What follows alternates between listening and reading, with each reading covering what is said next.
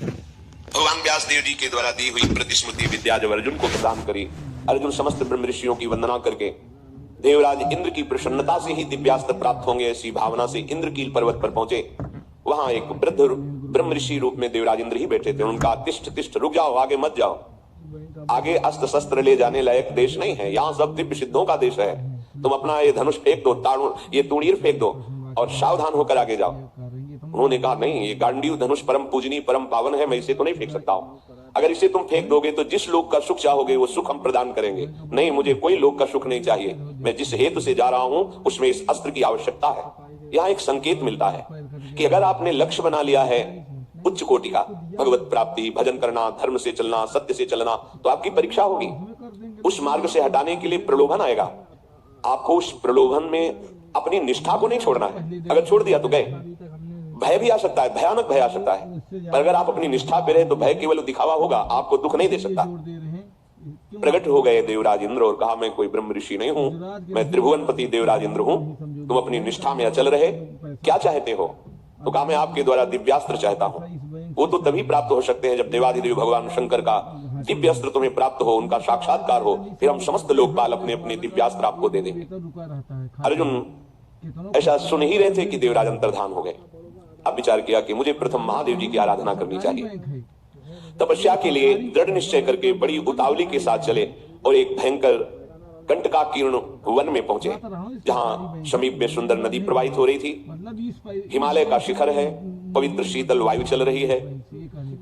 उस स्थान के दर्शन करके मन में निश्चय हुआ कि यही भगवान शंकर की आराधना करेंगे। महातेजस्वी दृढ़ संकल्प वाले अर्जुन ने उस प्रदेश में तपस्या में संलग्न होने के लिए स्थान चयन किया और कुशा की लंगोटी लगाई। कुशा बहुत दुखद होता है, छू जाए तो त्वचा को चीर दे। लंगोटी लगाई और एक दंड समीप में रख लिया और अपने गांडीव धनुष और तूणीर को वृक्ष की डाल पे से टांग दिया और हाथ जोड़कर भगवान शंकर की स्तुति करके निरंतर भजन में लग गए।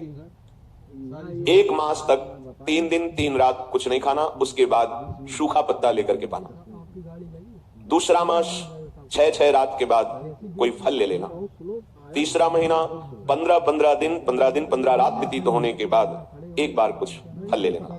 चौथे महीने में केवल जल पीकर रहना, फिर जल भी छोड़कर केवल वायु श्वास पर निरंतर महादेव जी के चिंतन में निमग्न। दोनों भुजाएं उठाए हुए, कोई सहारा नहीं, पैर के अंगूठे के अग्रभाग पर खड़े होकर के भगवान शिव के मंत्र का जप करते हुए आकाश की तरफ दृष्टि रखे हुए एकाग्रचित से उपासना कर रहे हैं। तदनंतर अर्जुन की भयंकर तपस्या को देख करके वहां रहने वाले जितने ब्रह्म ऋषि थे सब भगवान पिनाकपाणी महादेव जी के समीप गए और महादेव जी को प्रणाम करके कहा, देवाधिदेव, अर्जुन आपके लिए महान तपस्या से युक्त होकर के उपासना कर रहे हैं। हिमालय के पृष्ठभाग में स्थित होकर ऐसी उग्र तपस्या कर रहे हैं कि यदि आपने उनको शांतना न दी जो वो चाहते हैं तो दिशाओं में आग पैदा हो जाएगी उनके तप से। हे देव देवेश्वर, हम लोग कुछ समझ नहीं पा रहे हैं कि उनको कैसे शांत करें। वे अपनी तपस्या का संताप प्रकट कर रहे हैं। हम महर्षि जन चिंतित हैं कि यदि वो ऐसी तपस्या में रहे तो आग पैदा हो जाएगी। जैसे ध्रुव जी ने अपनी प्राणवायु बंद कर ली तो त्रिभुवन की प्राणवायु बंद हो गई, तत्काल भगवान को आना पड़ा।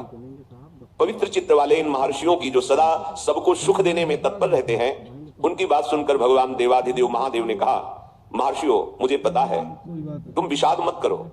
अर्जुन की तपस्या किसी को कष्ट देने के लिए नहीं है। अर्जुन के मन में जो संकल्प है वो मैं जान रहा हूं।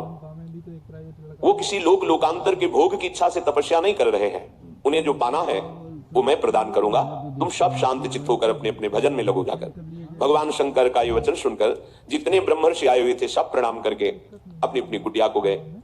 उन महात्माओं के चले जाने के बाद सर्व पापहारी पिनाकपाणी देवाधिदेव भगवान शंकर किरात वेश धारण किया, दिव्य कांति, धनुष बाण धारण किए हुए, मृग चर्म धारण किए हुए, और भगवती उमा भी उसी भेष में साथ में, और साथ में उमा के साथ बहुत सी देवियां और महादेव जी के साथ उनके गण, और सब किरात वेश में।